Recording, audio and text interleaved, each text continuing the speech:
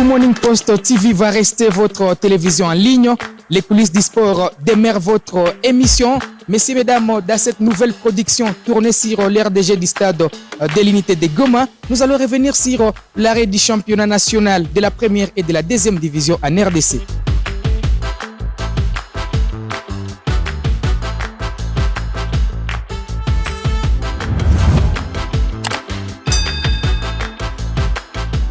Je l'ai annoncé, le championnat de la RDC est au repos depuis les mois de décembre pour certains clubs.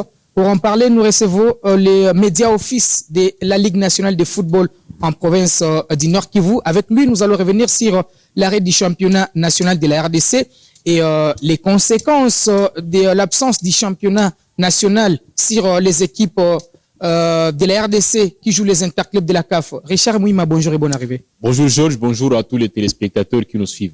Alors, on revient sur l'arrêt du championnat national de la RDC depuis le mois de décembre pour certains clubs, novembre pour d'autres. Est-ce qu'on peut espérer le retour du championnat national, surtout qu'on est à des doigts de la fin de cette saison sportive? Bon, l'espoir est permis parce que, comme vous le savez, les retours du championnat dont il est question ne dépend pas de la Lina Foot. Comme vous le savez, la Lina Foot organise le championnat national sous la bénédiction de la FECOFA. Donc, la Lina Foot n'est là que pour matérialiser tout ce que la Fédération congolaise de football association dit, bien évidemment. Donc, pour dire que pour l'instant, les tractations sont en cours et nous, on espère bien que, en tout cas, tout ce qui a été mené comme démarche pourra aboutir certainement à des résultats escomptés afin que la compétition puisse reprendre au plus vite. De ce côté-là, la Lina Foot sera peut-être dans l'obligation de changer le format de la compétition pour permettre à toutes les équipes de terminer en fait la compétition. Une chose est sûre, aucune initiative ne sera entreprise sans l'aval déjà des présidents des clubs, mais également des équipes en général. Donc, pour dire s'il faudrait changer le format de la compétition, forcément, la Lina Foot pourra d'abord, une fois de plus, réunir les clubs, les sociétaires, bien sûr, mais également d'autres compartiments afin qu'on puisse trouver une palliative le plus vite possible. Donc, pour l'instant, ce qui est beaucoup plus urgent, c'est l'argent. Donc, la Lina Foot veut bien que la compétition puisse reprendre, mais sans argent, sans subvention du gouvernement congolais, c'est pratiquement impossible. Le gouvernement congolais, certainement, ou carrément si la fédération sera en mesure certainement de débloquer de l'argent pour que la compétition puisse reprendre. Pour l'instant, c'est le seul blocage qu'il y a. Et les conséquences maintenant de l'arrêt de ces championnats sur les équipes de la RDC qui jouent les interclubs de la CAF, Mazembe bâti par la formation des monastères en aller comme retour, avec le bâti en déplacement. Lupopo se contente d'un île, DSMP bâti en déplacement. Croyez-vous que ces clubs pouvaient faire mieux si les championnats étaient réguliers? Bon, déjà, c'est avec consternation qu'au niveau de la Lina Foot, on a pu assister quand même à ces différents échecs enregistrés par les équipes de la RDC. Puisque, comme vous le savez, ce sont des équipes qui se comportent habituellement très bien au niveau de notre compétition. Et c'est avec regret qu'on a pu constater que VEC Club a été battu, DSMP également, Mazembe doublement battu. Pour nous, c'est une grande humiliation. On aimerait que ces clubs puissent faire mieux, mais comme vous le savez, c'est difficile quand même pour un club qui ne joue pas régulièrement dans son championnat de faire mieux. On fait face aux équipes qui jouent régulièrement dans leur compétition et d'ailleurs pas n'importe quelle compétition. Par exemple, le championnat tunisien de football de première division, c'est l'un des meilleurs championnats au niveau africain. Même au niveau mondial, c'est dans les top 20 si je ne suis pas en conflit avec ma mémoire. Donc, pour dire que c'est avec désolation qu'on a pu constater cela, il y avait lieu de faire mieux, mais malheureusement, à défaut quand même d'avoir la compétition, peut-être les équipes se sont rabattues sur des matchs amicaux pour certaines équipes, mais cela n'est pas suffisant parce que il y a une grande différence entre des matchs amicaux et des matchs organisés pour le compte d'une compétition officielle. Nous sommes désolés, mais la Lina Foot ne saurait aucunement endosser, en tout cas, tous les échecs qui ont été enregistrés par les équipes, parce que pour l'instant, la Lina Foot veut bien. Il y a un calendrier qui est en cours d'être concocté. il y a également presque tout qui est en train d'être mis en marche afin que la compétition puisse se dérouler. Mais pour l'instant, même si on a un bon calendrier, même si on a tout et qu'il y a pas, par exemple, des moyens suffisants pour faire déplacer les équipes, ça ne sert à rien. Donc, ça n'a aucune importance. Donc, si la Linafoot, selon vous, si la Linafoot trouve les moyens pour continuer la compétition, on va vivre l'épilogue de la Linafoot. Moi, je pense que actuellement, le président de la commission de gestion de la Linafoot, Maître Bosco Mouéou, et toute son équipe ont déjà travaillé, en tout cas, sur presque toutes les éventualités. Donc, si les moyens parvenaient à être débloqués, même à cette heure, je suis sûr que on peut y aller dans une vitesse de croisière afin qu'on puisse voir à quel niveau on pourra s'arrêter. Parce que, comme vous le savez, la saison doit se clôturer, je pense, dans les prochains mois.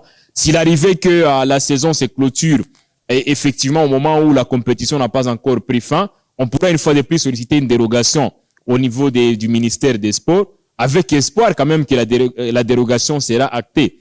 Pour l'instant, c'est le championnat, le football congolais qui est en jeu. Et je suis sûr que tous les moyens sont possibles pour qu'on puisse quand même avoir une compétition au rang quand même du niveau de la RDC. Comme vous le savez, même au niveau des interclubs de la CAF, la RDC, c'est l'un des rares pays privilégiés avec 4 équipes.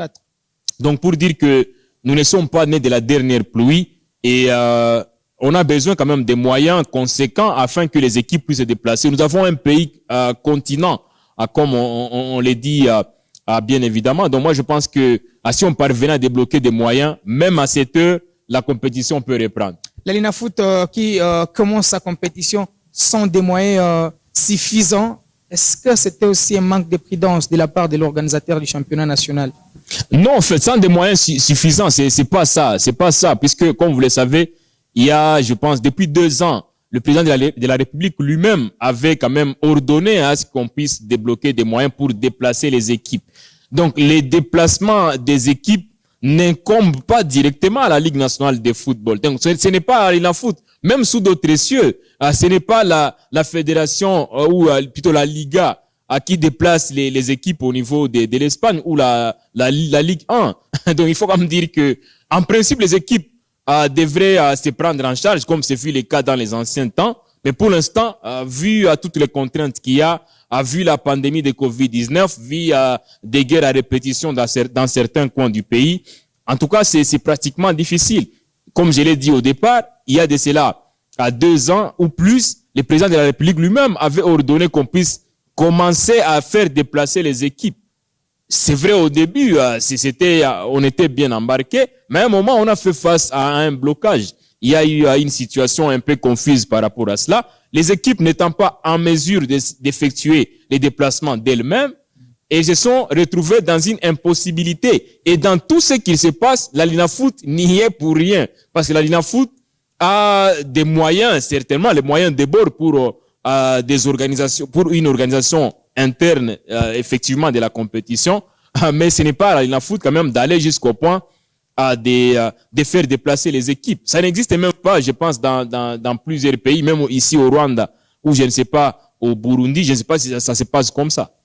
Alors, peut-être pour finir, Richard, si l'État congolais parvenait à débloquer les moyens pour le déplacement des équipes, les infrastructures sportives ne seront pas aussi un véritable casse-tête. Je vais prendre l'exemple du Stade de l'Unité, qui accueille presque toutes les compétitions dans la ville de Goma.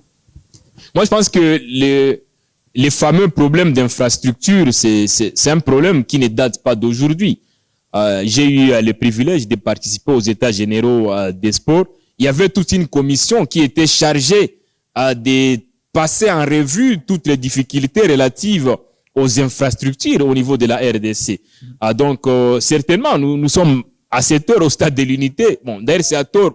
Moi, je l'ai dit très souvent qu'on l'appelle stade parce que, hormis l'ère des jeux, dont d'ailleurs les gazons artificiels est en train même de vivre ces derniers instants, en tout cas, tous les autres compartiments sont en difficulté. Nous avons un truc qu'on appelle tribune de l'autre côté. Nous avons des gradins du Moyen-Âge. Nous avons des trucs là, des toilettes qui ne répondent pas aux normes. En tout cas, en le disant ainsi, ce n'est pas dans le but quand même de cracher sur les efforts qui sont consentis. Par contre, c'est dans le but quand même d'éveiller certaines sensibilités afin que la ville de Goma puisse avoir, par exemple, un stade qui répond quand même aux normes. sous d'autres cieux. En France, par exemple, l'équipe de France joue dans presque tous les stades au niveau de la France. On peut aller à Montpellier, on peut aller à Lyon ou à Marseille, à Paris et dans d'autres villes. Mais ici, chez nous, mis à part les stades des Martyrs de la Pentecôte, aujourd'hui, qui est dans l'impossibilité également d'abriter des matchs au niveau international,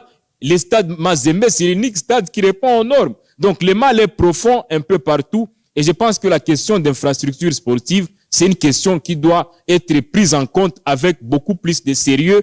Et on a besoin quand même des moyens, parce que quand même, c'est inadmissible que la RDC puisse se rabattre sur un stade privé, par exemple, pour jouer des matchs au niveau international. C'est inadmissible que des équipes comme V Club, DSMP, Lupopo puissent aller se réfugier dans des pays peut-être qui ne sont pas très valeureux sur le plan sportif par rapport à la RDC. C'est inadmissible. Donc le mal est profond, c'est pas seulement à Goma.